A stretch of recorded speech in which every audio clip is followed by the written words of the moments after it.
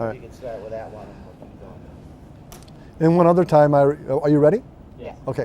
One other time I remember is when we had a student who was going to show us how to saddle a horse.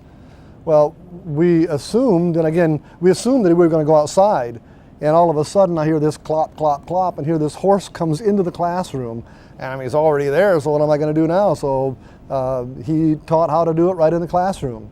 But what I was leading to then is when Al came on board in 1970, we'd already, of course, established all these, quote, sophisticated courses we were teaching, and Al was curious about how in the world, what do we do? I mean, what's the courses we teach? And I was telling him what the 101 was, and I remember him sitting in the kitchen and telling him about this 101 class, and him looking at this, and I know what was going through his mind. It was like, well, what in the world did I get myself into?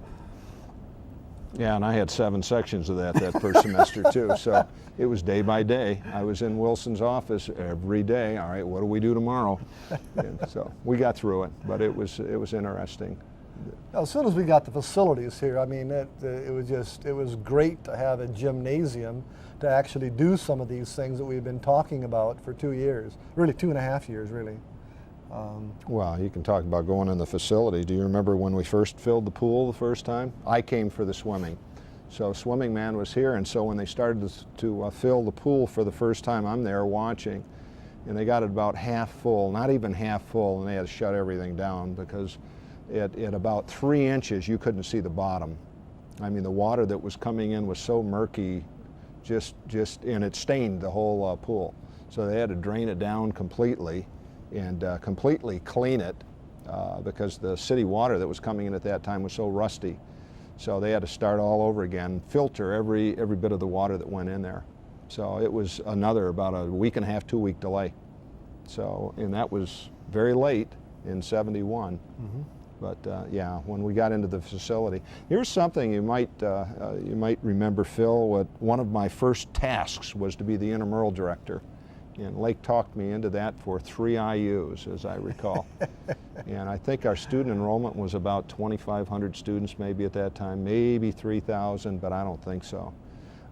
We had about 10 or 12 intramural flag football teams. We were down at Flesher Field. We had bowling. We had all kinds of things going, but no facility. So we had to be pretty creative. So not only our teaching, but everything else. Now this was I can remember that those first 4 years. I taught a full load.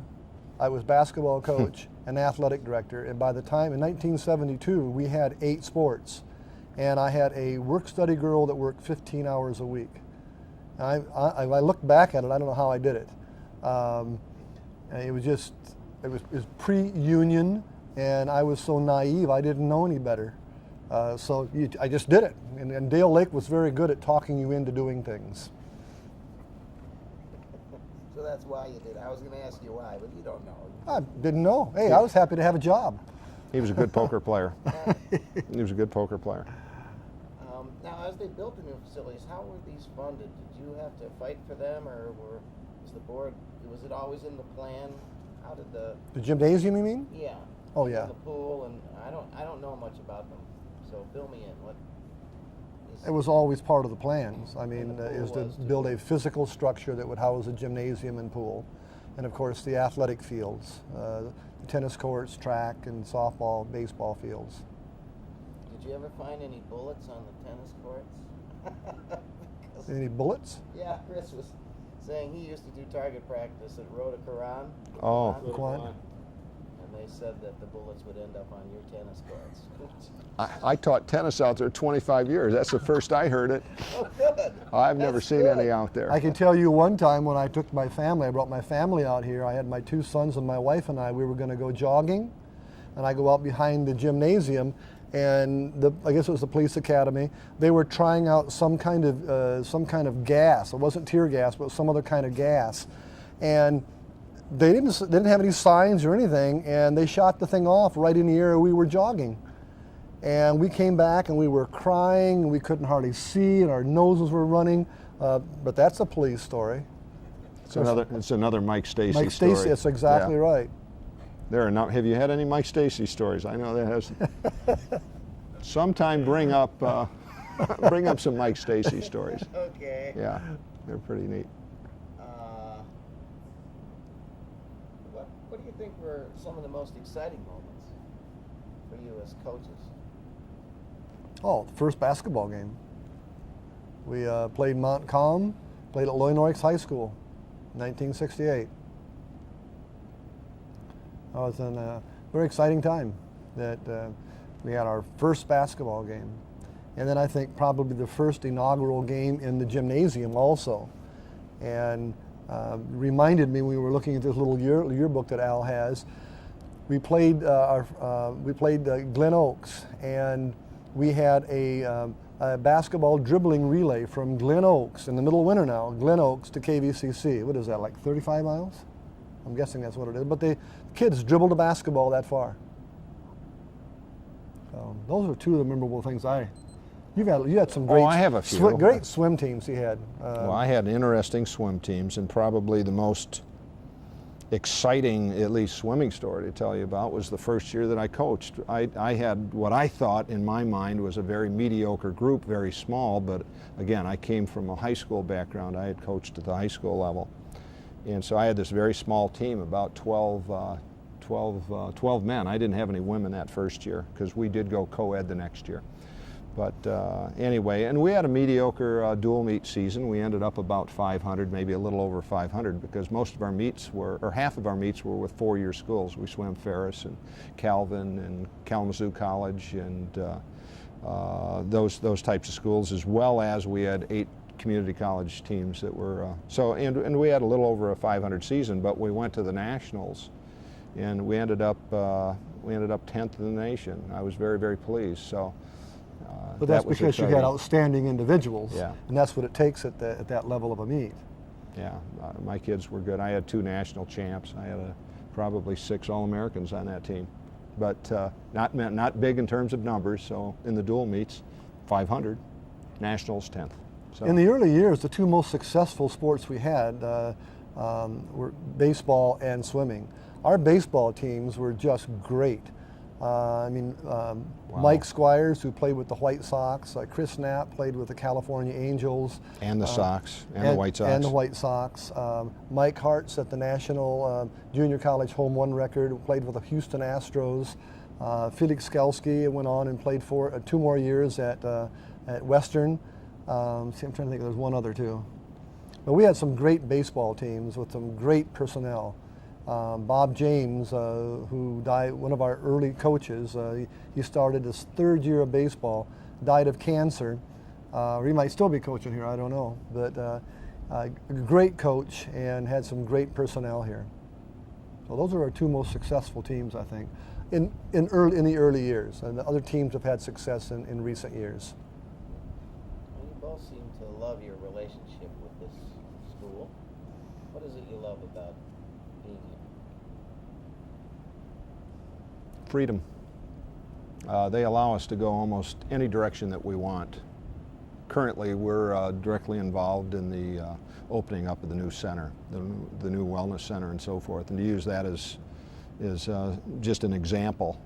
Almost any direction that we wanted. I think I have to go back to even the Dale Lake days. If you wanted to try something, go for it. At least that's the thought that's what I felt like when I first came. I think maybe Phil and Paul would feel the same way with bike trips. If you want to try it, go ahead and give it a shot and we'll see. And if it goes, go for it. And even today, I think anytime we want to try a new class or a new venture, I think that at least we can send up trial balloons and try it. So I think that, and also at the community college, you're hired to teach. And I would not want to teach at a 4-year school. I had to do research. I enjoy the classroom.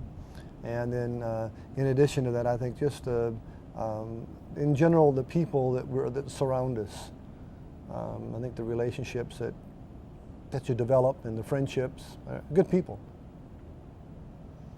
And how about community involvement here? Does that touch you as? I can give you a kind of a interesting as well as a maybe historic answer there. I think a significant point in athletics at KVCC was in 1979, and Dale Lake commissioned Richard Olivanti and I to do a study on athletics at Kalamazoo Valley Community College. At that point, I think I don't know if I was chair of phys ed then or not, but I was an athletic director and I wasn't coaching. And he asked us to look at several aspects of athletics. First of all, what the support for athletics was in the college community as well as in the community at large. And we surveyed athletic directors as well as coaches and athletes, and found that the support for the athletic program here was very, very good. And understandably, the KVCC in general is not the first choice of an athlete. If an athlete, just like playing collegiate basketball, is not the first choice of a basketball player who can sign a multi-million-dollar contract. And if a player can go to Division I and get a 4-year ride, then that should be his or her choice. But in general, it was very, very good community support. And athletic directors commended the program to giving the opportunity for high school athletes a chance to play at least 2 more years. And for many of these kids, it's a time to mature. Many times a high school athlete, the male or female, is not physically mature, some aren't. And it takes 1 or 2 years to mature, get their skills and their size, and then they might be able to play at a 4-year school if that's what they wish to do. So my personal opinion is I think it's got good support. Not from the fan standpoint. We don't draw thousands of people here. But I think that the community does support the program. This is to hitchhike on that, but not on an athletic standpoint, but just in terms of community involvement. The community is our student body. I think of some of the classes that I have, in some cases, students that are still in high school that are taking our classes. They're signed up for our classes, and I have the typical 18 to 20-year-old, and in that same class, I'll have a 70 or an 80-year-old. So if that's not community involvement, I don't know what is. We really do span the entire spectrum of at least the age bracket, and I'm sure in every other way too. Mm-hmm. So. Anything else? We got one more story. Oh, good. All right. We used to have athletic banquets, and the athletic banquets I used to bring in when I was athletic director for the first 4 years, and I used to bring in speakers. And we've had Bo Schimbeckler and Mel Farr and Butch Bradekoff, and like Bill Russell. Had Bill Russell in on a senior day one year. But a couple of things. First, the first athletic banquet was held at the Southgate Inn, and had Coach Schimbeckler from the University of Michigan. He happened to be sitting beside June Lake, and I was on the other side of June Lake. And I can remember her sitting there, and we were eating, and she turns to Bo Schimbeckler and says, "Now tell me, Mr. Schimbeckler," she goes, "what is your claim to fame anyway?" And I about fell through the chair when he asked. I mean, here is this big-time coach that everybody knew, and she didn't have a clue. And I said, "Oh my gosh." He was very, very genteel about it. In fact, at the end, I gave him his check, and believe it or not, $300 is what I paid Bo Schimbeckler. I handed it to him. He took it and handed it back to me. He says, "You know, Phil, you need this worse than I do. Keep it." Then the most memorable banquet is when Al here came up after his interview. Was it your interview, or were you? Yeah, I was hired. You was hired, but it was in the spring, and I invited you up to the athletic banquet. And we had Butch Van Bradekoff, and this was also at the Southgate. And Van Bradekoff, by the time he got up to speak, I don't know how many cocktails he had, but he was so drunk. He was slammed. He was absolutely hammered. First thing he did, I don't know if we can say this or not, but the first thing he did is he got up there after Mickey McWilliams got done talking about the baseball team, and he goes, "Oh, geez, I had to stay awake on that one." He said, "Boy, I don't know how he keeps his players awake on the field." And then he proceeded to say, "Well, any questions? I don't have anything to say, but you got any questions, go ahead and ask them." And that was his speech that night. You took $300? NBA coach, 1970. I don't know. It was, the price kept going up every year. I remember we paid. I can remember all these things because I did the stuff on the money. But Bill Russell cost us $2,000, and that Bill Russell today, if you had him speak, it'd probably be $50,000, $60,000, $70,000. But he came in for a senior day, and that was really my first experience with really kind of a showman.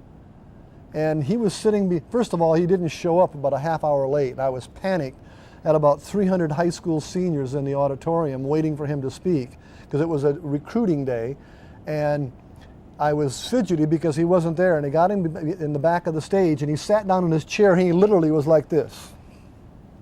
Just sitting like that.